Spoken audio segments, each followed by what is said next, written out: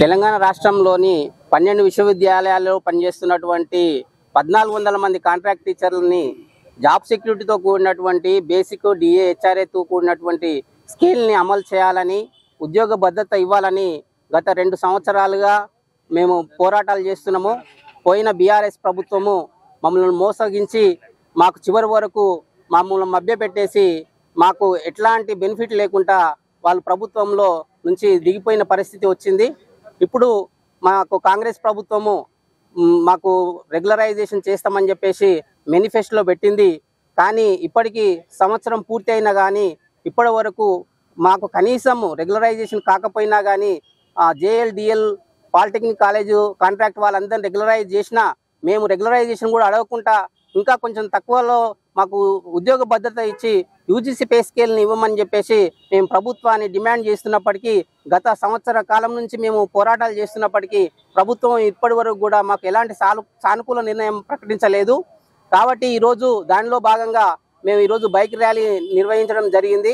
ప్రభుత్వాన్ని మేము ఒకటే డిమాండ్ చేస్తున్నాము, అతి త్వరలో మాకు బేసిక్ డిఏ హెచ్ఆర్ఏతో ఉన్నటువంటి స్కేల్ని దాంతోపాటు ఉద్యోగ భద్రతని కల్పించాలని, లేని పక్షంలో యూనివర్సిటీలు అన్నిట్లను కూడా షట్ డౌన్ చేసేసి మేము ఇండెఫినైట్ స్ట్రైక్లోకి వెళ్ళేసి ఒక మరో తెలంగాణ ఉద్యమంలో ఎలాగైతే యూనివర్సిటీలు పోరాటాలు చేసినాయో ఇప్పుడున్న మళ్ళా ఇదే ప్రభుత్వం పైన అలాంటి పోరాటాలకి సిద్ధం కావాల్సినటువంటి పరిస్థితి వస్తుందని చెప్పేసి మరొకసారి ప్రభుత్వానికి హెచ్చరిస్తూ, యూనివర్సిటీలను పోయిన ప్రభుత్వము నిర్లక్ష్యం చేసింది. ఆ నిర్లక్ష్యంలో భాగంగా మేము నిర్లక్ష్యం అయిపోయినాము.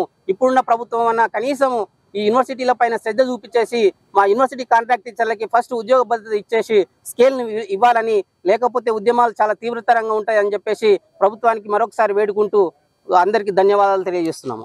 గత సంవత్సర కాలం నుండి కాంగ్రెస్ ప్రభుత్వాన్ని మేము యూజీసీ పే స్కేల్స్ అమలు చేసి తద్వారా మాకు ఉద్యోగ భద్రత ఇస్తే విశ్వవిద్యాలయాలు మొత్తం కూడా పటిష్టమవుతాయని చెప్పేసి మేము ఉద్యమిస్తూ ఉన్నాం.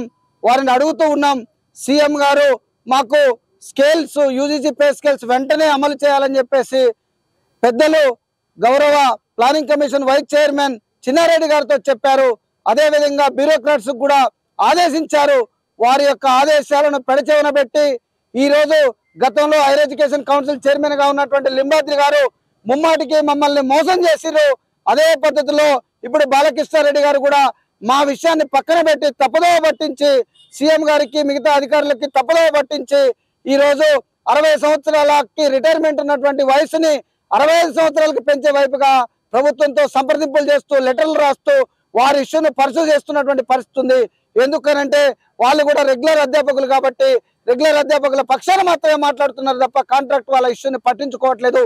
ఇది ముమ్మాటికి తప్పు.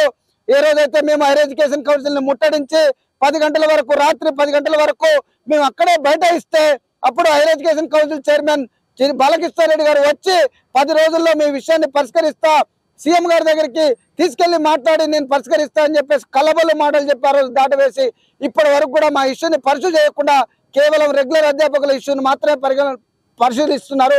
మేము వాళ్ళని 60 నుంచి 65 సంవత్సరాలు పెంచడాన్ని తప్పుపట్టట్లేదు, దాన్ని ఆహ్వానిస్తున్నాం.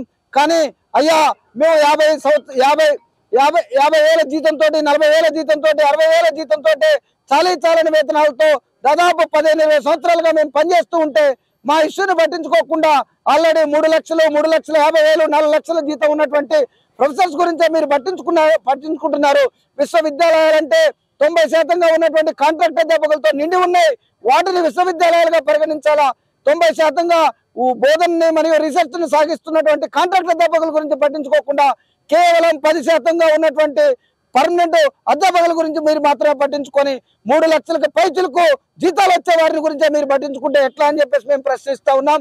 అదేవిధంగా మేము గత సంవత్సర కాలంగా చేస్తున్న ఈ యొక్క అధికారులు, ఈ హైయర్ ఎడ్యుకేషన్ కౌన్సిల్ కానీ మిగతా వైస్ ఛాన్సలర్లు కానీ మా యొక్క ఇష్యూని పెడదారిని పట్టిస్తున్నారు. కాబట్టి దానిని నిరసిస్తూ సీఎం గారి ఆదేశాలను అమలు చేయాలని చెప్పేసి గౌరవ ముఖ్యమంత్రి రేవంత్ రెడ్డి గారు ఇచ్చినటువంటి ఆదేశాలను అమలు చేసే వైపుగా మేము యూనివర్సిటీలు మొత్తం కూడా త్వరలో మొత్తం కూడా స్ట్రక్ డౌన్ చేసి మొత్తం కూడా స్తంభింపజేసే విధంగా ఉద్యమం చేస్తామని కూడా తెలియజేస్తున్నాం.